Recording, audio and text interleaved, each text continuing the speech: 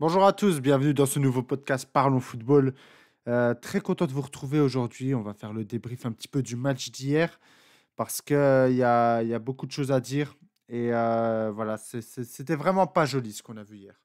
Donc hier soir, l'équipe de France a affronté la Croatie à l'extérieur en Croatie. Et l'équipe de France a perdu 2-0 dans un match qui a été dominé de bout en bout par la Croatie. On a eu très très très peu d'occasions. Et ouais, défaite, réellement méritée. Pourtant le match ne démarre pas si mal que ça.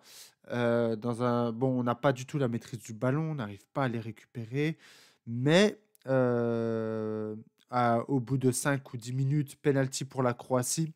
Mike Maignan sort le penalty totalement logique, au vu de la main grossière de Konaté et penalty, arrêté par Mike Maignan. Donc on se dit: «Ouais, est-ce que ça peut sonner la révolte?»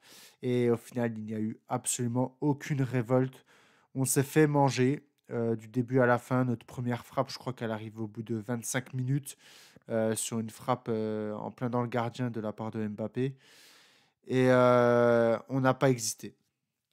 Le gros problème, qu'il y a, c'est que, au milieu de terrain, on n'a aucune maîtrise.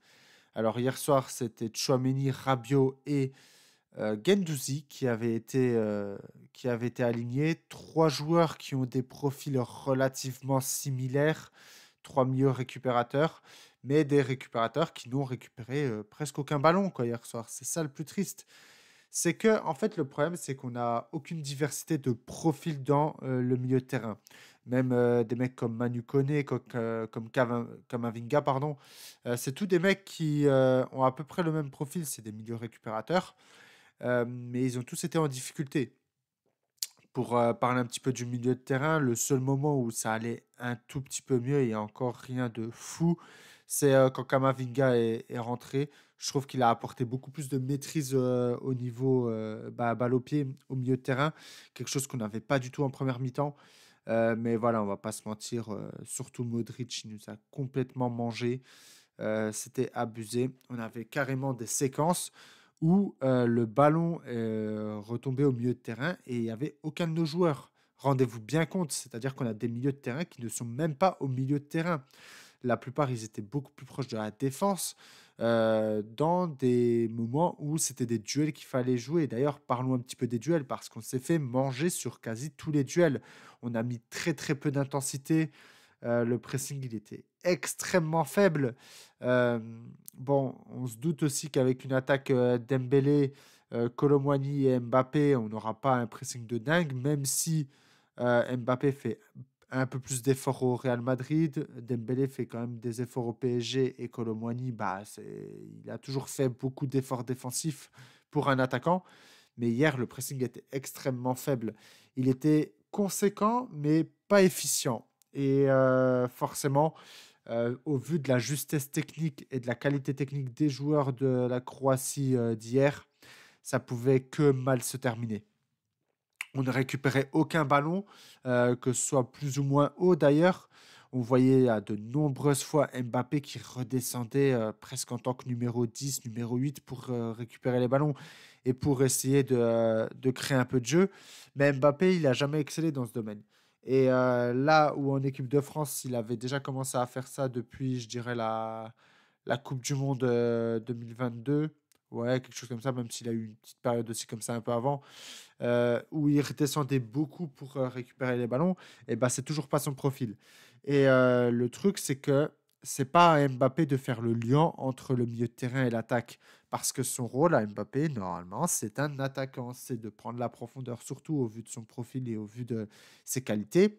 À aucun moment, ce doit être Mbappé qui redescend pour récupérer les ballons et c'est ce qu'on a vu, de nombreuses fois là, hier soir et ce qui pose, beaucoup de questions sur, les profils, en fait, au milieu de terrain. Guendouzi, Tchouaméni, Rabiot, il y a aucun de ces joueurs-là qui est capable de faire le lien entre la défense et l'attaque et très, très, c'est très, très dommage, en fait, parce que dans un an, là, on va jouer la coupe du monde 2026 et on ne peut pas être compétitif si on ne peut pas jouer de transition défense-attaque d'une manière assez rapide. Et actuellement, on est incapable de faire ça. Tout ce qu'on est capable de faire, c'est d'avoir 3 milieux de terrain qui sont plus proches de la défense que de l'attaque, qui sont même plus proches de la défense que du milieu de terrain par moment, ce qui est quand même exceptionnel.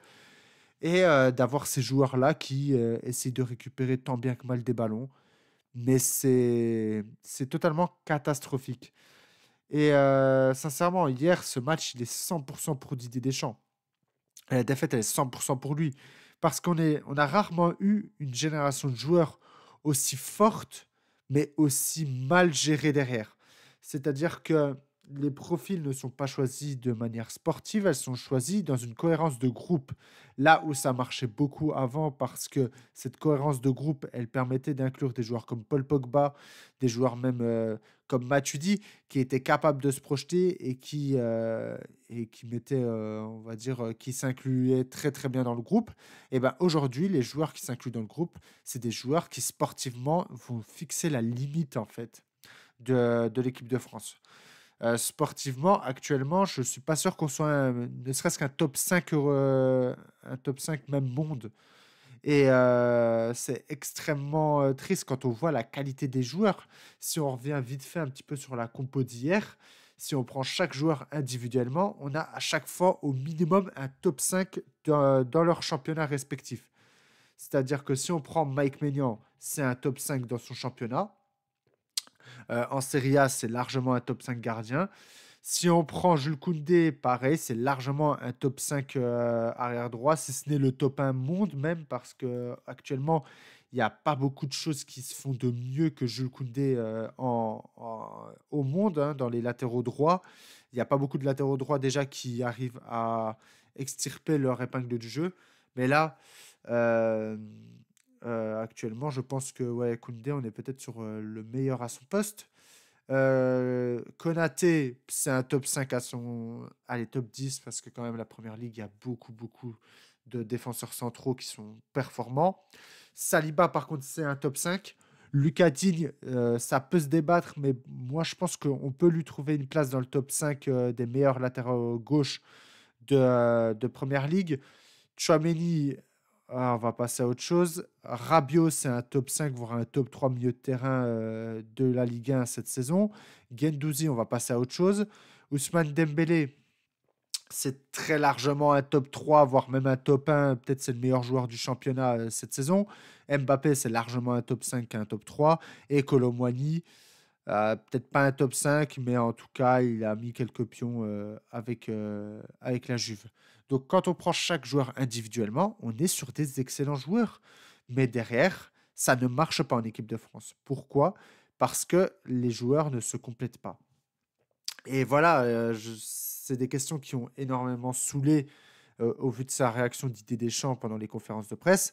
Mais dites-moi qu'actuellement, Cherki n'a pas sa place dans cette équipe, ou même Akliouche. Un de ces deux joueurs, c'est le genre de joueur qu'il nous faut. C'est des joueurs qui ont une qualité technique hors norme, qui sont capables de récupérer et de garder le ballon, surtout balle au pied, et qui sont capables de créer des attaques. Ils sont capables de prendre le ballon, d'aller chercher un dribble, d'aller chercher une passe dans le bon tempo, ce que Mbappé a beaucoup de mal à faire quand il redescend autant. Et en fait, c'est ça, Rabiot, Tchouaméni, Guendouzi, même s'il y a des joueurs où ça peut se débattre pour qu'ils ne soient pas là, et ben, c'est trois joueurs qui ont des profils très similaires. Et c'est trois joueurs qui ne sont pas. C'est pas qu'ils ne sont pas capables, mais c'est pas dans leur qualité naturelle d'être des créateurs. Et aussi, j'aimerais parler des choix pendant le match parce que je trouve ça aussi assez catastrophique. Quand on voit que le premier choix de Didier Deschamps pour faire une sortie, c'est de sortir Konaté, quand on voit qu'on fait un match chaotique au milieu de terrain et en attaque, ton premier choix, c'est de sortir Konaté, vraiment. Alors, il fait pas une bonne première mi-temps, Konaté. Il se fait beaucoup prendre, notamment par son placement. Il cause le penalty et tout. Mais c'est vraiment ça le message que tu envoies, c'est-à-dire que ton premier choix, c'est de sortir Konaté pour faire entrer Upamecano. Upamecano qui a fait une plutôt bonne entrée. Meilleure qu'en tout cas, celle de Konaté, ça c'est sûr. Camavinga qui rentre. Camavinga, c'est peut-être le meilleur choix. En tout cas, il a apporté beaucoup de justesse technique et il était capable de garder le ballon au pied. Et ça, on en avait énormément besoin. Et derrière, tes prochains choix, ils interviennent à la 80e minute où tu fais entrer Olysée, très bien, Manu Koné et Bradley Barcola. Barcola qui d'ailleurs fait une entrée qui est anecdotique. Je veux dire, à un moment, il y a un centre, pour une fois, un très bon centre de Guendouzi dans le match. Il rate totalement le ballon pour le couper.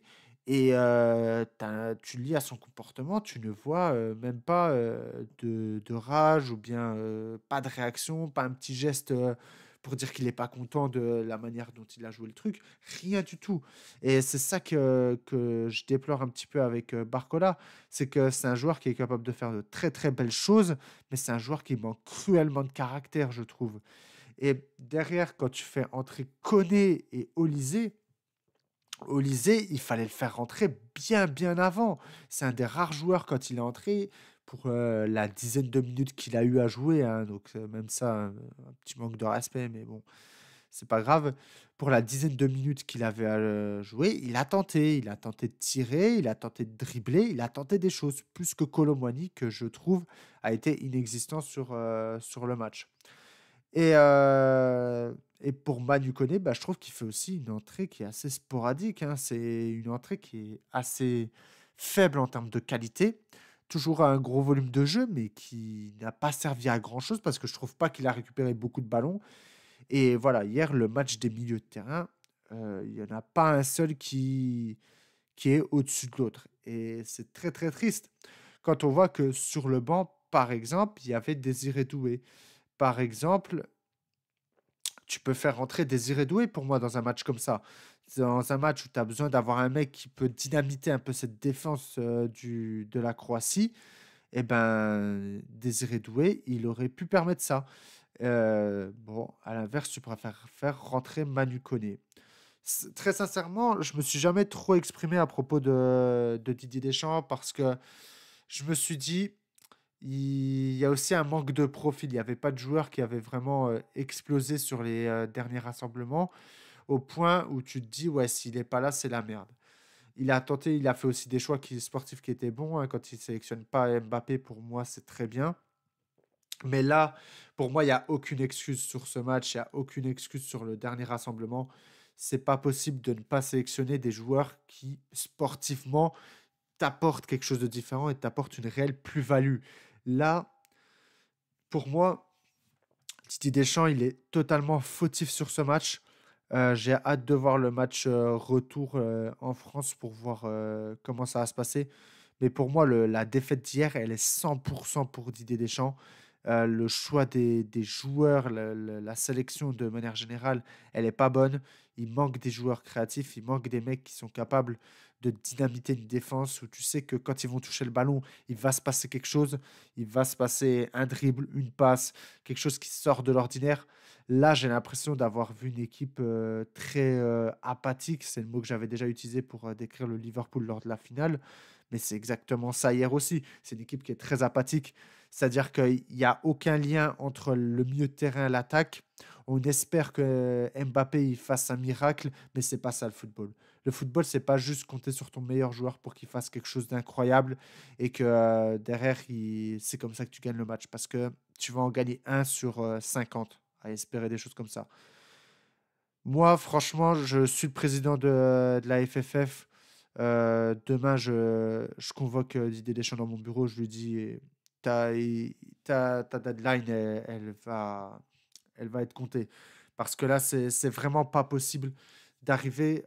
En plus, dans un an, je veux dire, on a une Coupe du Monde, on a la compétition la plus importante. On peut pas arriver avec une sélection qui ne se connaît pas, avec des joueurs qui sont autant similaires, notamment au milieu de terrain. C'est pas possible. On va affronter les meilleures sélections au monde sans des joueurs qui sont ultra en forme, des joueurs français ultra en forme. Ce n'est juste pas possible. Les départs, il a fait en sorte, Didier Deschamps, que des mecs comme Griezmann, des mecs comme Giroud, ils arrêtent la sélection. très bien. Derrière, il y a aucun remplaçant à ces mecs-là. On a que, on voit une espèce de bande de potes à Mbappé où il y en a aucun en fait qui tire son épingle du jeu. Et très sincèrement, ça commence à fatiguer beaucoup de gens. Et quand je vois le peu de réactions qu'il y a eu sur les réseaux concernant la défaite, le peu de réactions, c'est quand même terrible, hein. Ça veut dire qu'il y a vraiment un côté, une sorte de désamour qui est en train de se créer entre les supporters et l'équipe de France. Je crois qu'à chaque match de l'équipe de France, il y a moins de téléspectateurs qu'au précédent. C'est quand même catastrophique. Et quand on dit ça, hein, c'est qu'on a un petit peu tout dit. C'est-à-dire que les supporters et les gens qui suivent l'équipe de France, ils se rendent compte des choix catastrophiques. Ils se rendent compte des problèmes qu'il y a dans cette sélection et que ces problèmes, ils vont pas être réglés tout de suite. Je voulais juste aussi mettre un petit mot sur Lucas Digne, qui était titulaire hier. J'avais fait un podcast hier pour parler un petit peu de Lucas Digne, pourquoi je préférerais voir Lucas Digne titulaire plutôt que Théo Hernandez. Bah, il a représenté un peu le problème que j'avais décrit aussi hier, c'est que quand on le voit titulaire, ben, on voit pas un titulaire en puissance en fait. Et j'espère que ce sera mieux aussi au prochain rassemblement pour un petit peu le défendre. Je pense qu'il y a aussi un côté où quand tu ne sais pas qui est réellement ton titulaire en équipe de France et que tu sais pas que tu joues avec des nouveaux joueurs à chaque fois, c'est compliqué. En tout cas, j'espère vraiment, vraiment, vraiment que ça ira mieux au match retour, qu'on verra de plus belles choses, parce que cette équipe de France, elle nous a vendu du rêve, elle nous a montré beaucoup, beaucoup de belles choses pendant des années, des années. Et là, depuis un an, je dirais que c'est la crise, malgré le quart de finale ou la demi-finale, je sais plus, à l'Euro. Malgré ça, c'est pas ça qui va me faire changer d'avis. L'équipe de France, elle est en crise et j'espère que les choses iront mieux, en tout cas dans le futur. Et ça commence par faire un bon résultat et surtout faire un bon match, montrer du bon contenu au match retour contre la Croatie en France. En tout cas, dites-moi ce que vous avez pensé, vous, du match hier. Quels sont pour vous les plus gros problèmes de cette équipe de France? J'aimerais beaucoup avoir votre avis là-dessus, qu'on puisse en parler un petit peu en commentaire. Et sur ce, on se retrouve très très vite pour du prochain contenu. Bye tout le monde.